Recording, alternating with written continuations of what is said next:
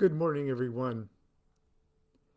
This morning we're going to read a very short, but hopefully very sweet, chapter 6 of Angels, Demons, and Gods of the New Millennium. This is called Devil Be My God.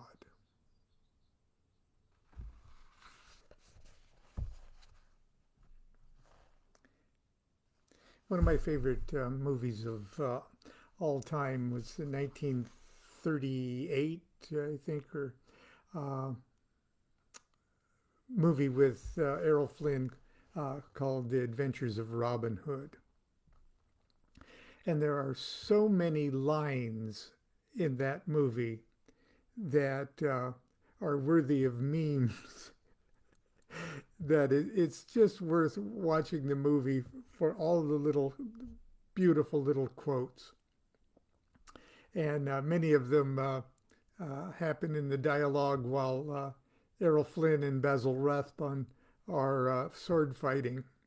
And but there's one uh, where the evil bishop, the bishop of Black Cannons, uh, is confronting Errol Flynn or Robin Hood.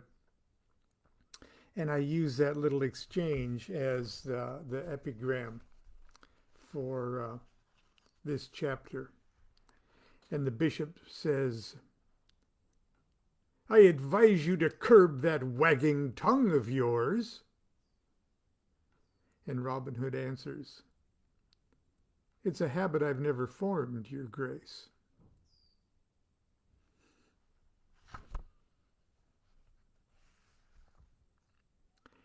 In AD 415, Cyril, the Bishop of Alexandria, Egypt, found himself in a most awkward position. Not only was he burdened with the task of concocting viable doctrines from the muddled and conflicting traditions of the young Christian cult, he was required to do so in the most sophisticated and enlightened pagan city on earth.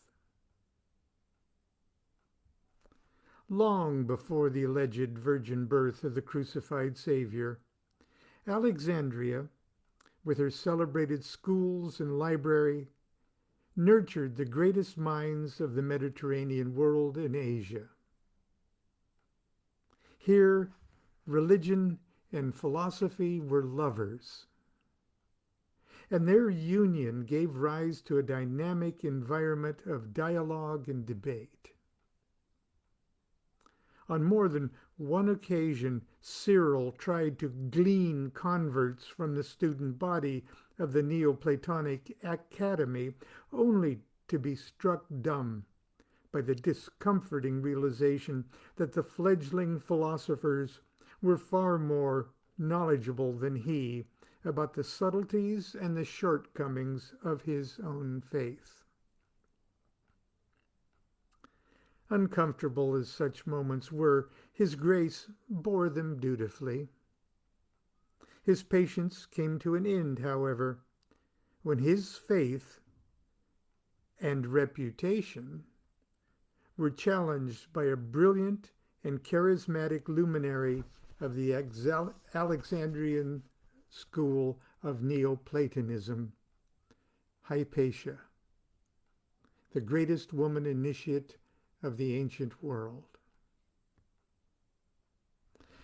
Hypatia of Alexandria was without question the most respected and influential thinker of her day.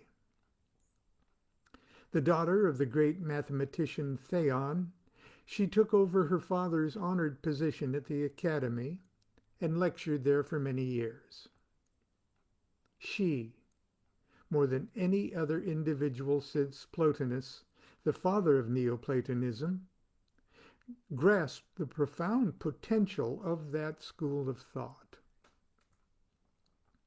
Her lectures were wildly popular and attracted a stream of scholars who saw in Neoplatonism the possibility of a truly universal spiritual order, a supreme philosophy, an enlightened religion to unite all religions.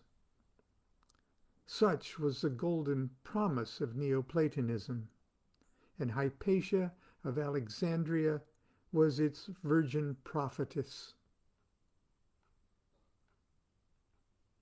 Troubled by the continued degeneration of the Christian movement, its intolerance of other faiths, and its dangerous preoccupation with miracles and wonders, Hypatia began a series of public lectures dealing with the cult.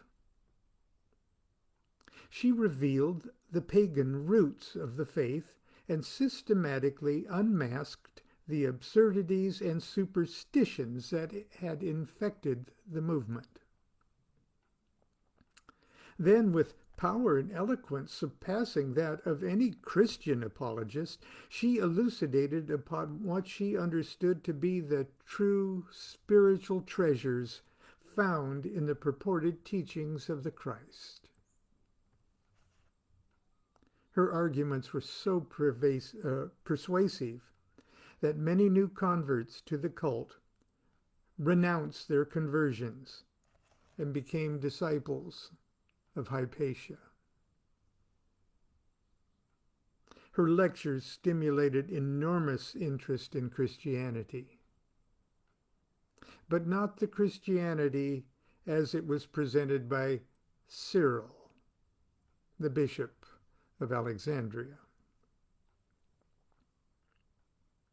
Not blessed with the strength of character necessary to suffer personal confrontation with Hypatia, Cyril embarked upon a campaign of personal vilification by preaching to his unwashed and fanatical flock that Hypatia was a menace to the faith, a sorceress in league with the devil. These diatribes seemed to have little effect upon the sophisticated population of urban Alexandria, who were beginning to realize that Bishop Cyril's Christianity was a cult that didn't play well with other children. Deep in the Nitrian desert, however, Cyril's hateful words eventually reached the crude monastery of Peter the Reader. Years of preaching to the wind and converting scorpions had uniquely qualified Peter to be the cleansing sword of the Prince of Peace. And the thought of a devil-possessed woman attacking his Savior was more than this man of God could stomach.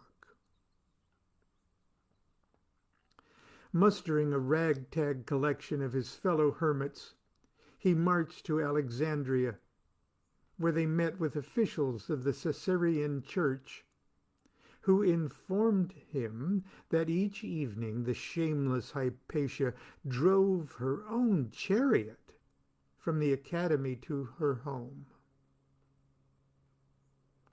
Armed only with clubs, oyster shells, and the grace of God, Peter and his mob ambushed Hypatia in the street near the academy.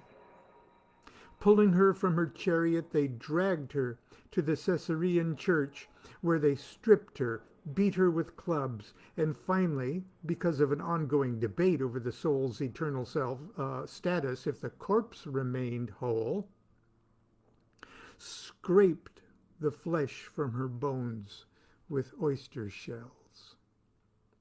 The scoops of flesh and the rest of her remains were then carried away and burned.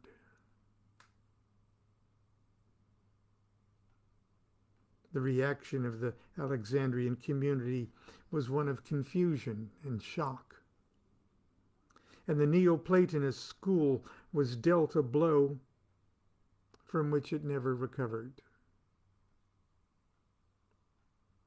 Although he went to great lengths to distance himself from the incident, Cyril took full advantage of the situation and used the terror of the moment to further intimidate the city and establish that the will of the Christian God was to be resisted at one's own risk.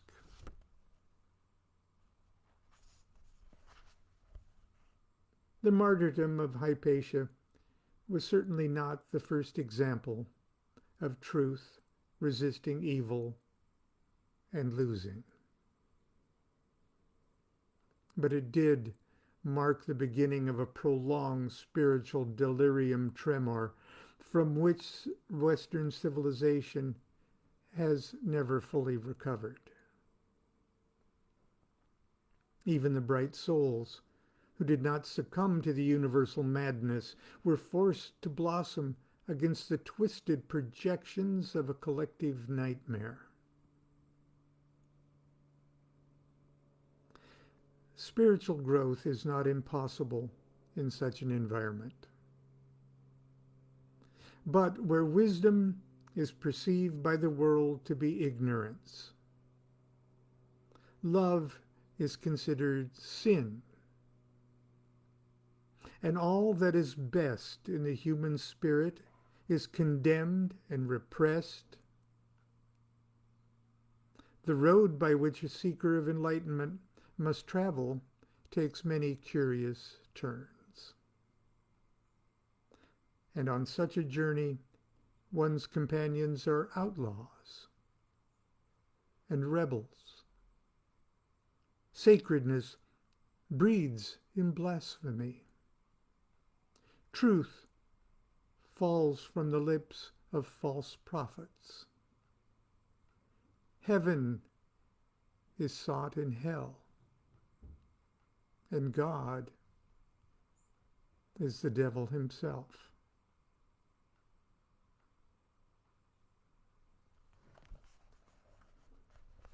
And that's it for today. Tomorrow we start chapter 7. Demons are our friends. I hope you're enjoying the reading of these excerpts from Angels, Demons, and Gods of the New Millennium. I hope if you don't own a copy, that you would treat yourself, and me and my publisher, by buying a copy, or it's even on Kindle. But until tomorrow, continue to have a good day. Constance and I are going to study up the California propositions and such, and we're going to finish filling out our ballots, our mail-in ballots, and vote today. If you've got yours, please don't hesitate. Vote early, if you can. Do what thou wilt shall be the whole of the law. Love is the law, love under will. See you tomorrow.